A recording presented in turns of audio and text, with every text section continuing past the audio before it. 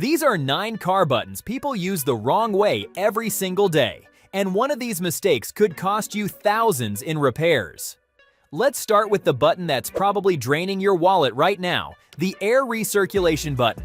You know that little symbol that looks like a car with an arrow going in a circle? Most people have absolutely no idea when to use this thing, and they're making 2 massive mistakes that are literally burning money. Mistake number 1 happens every summer. You hop into your scorching hot car, crank the AC to max, but you forget to hit that recirculation button. Here's what's actually happening. Your car's HVAC system is desperately trying to cool down the blazing hot outside air instead of the air that's already inside your car. It's like trying to fill a bucket with a giant hole in the bottom. Your AC compressor works overtime, your fuel consumption skyrockets, and you're putting serious wear and tear on one of your car's most expensive components. Studies show that when you're stuck in traffic, using recirculation cuts down pollutants entering your vehicle by 20%. But here's the kicker, if you're pulling air from outside, you're sucking in carbon monoxide and exhaust fumes from every car around you. Now here's mistake number 2, and this one happens in winter. People think that keeping the recirculation on during cold weather makes sense because they don't want all that cold air coming in.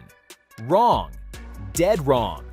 When you use recirculation in cold weather, you're trapping humidity inside your car, which creates those foggy windows that you can barely see through.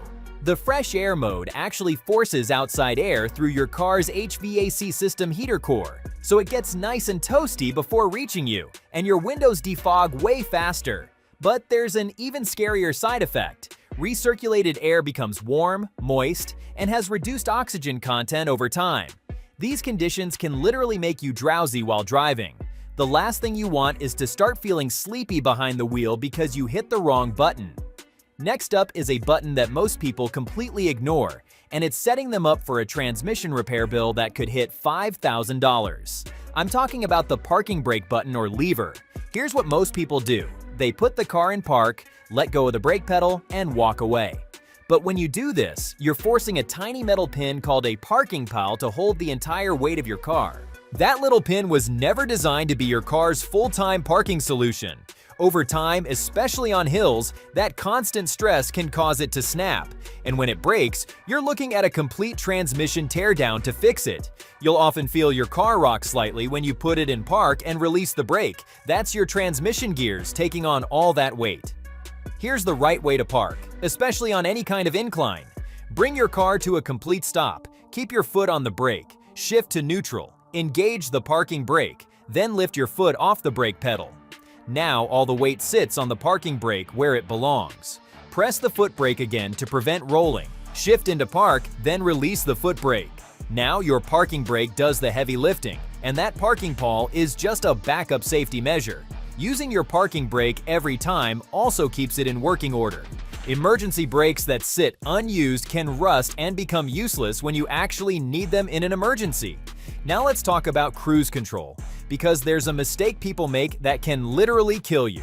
Never, and I mean never, use cruise control when the roads are wet. This isn't just some overly cautious advice, this is about basic physics and your survival.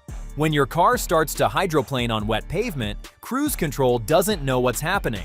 The system detects that your wheels are slipping and your speed is dropping, so it does what it's programmed to do. It gives the engine more power to maintain your set speed. But when your tires are already sliding on water, more power is the last thing you need. The Insurance Corporation of British Columbia puts it perfectly. The only way to stop wheels from spinning and maintain control is to immediately reduce power. An activated cruise control system applies continuous power, keeping the wheels spinning. By the time you disengage cruise control, it may be too late. According to the U.S. Department of Transportation, 75% of weather-related crashes happen on wet pavement, and 47% occur during rainfall. Don't become a statistic because you were too lazy to control your own speed in the rain. Here's another button that people mess with for all the wrong reasons: traction control. Some drivers think turning it off makes their car feel more sporty or powerful on dry roads. But forgetting to turn it back on when conditions change can lead to a serious accident and expensive body repair bills. Electronic stability control, which includes traction control, has been federally mandated since 2012 under FMVSS 126, and there's a good reason for that. NHTSA estimates that ESC prevents between 5,300 and 9,600 fatalities annually. For SUVs, which have a higher center of gravity and lose traction more easily, the numbers are even higher. There are only a few times when you should turn off traction control, when you're stuck in mud, sand, or snow and need some wheel slip to rock your way out. The system doesn't understand that sometimes a little wheel spin is necessary to maintain forward motion through deep snow or to get unstuck. But here's the critical part. Once you're out of that situation, turn it back on immediately. Even if there's still snow on the ground, at normal driving speeds, you want your vehicle to behave predictably.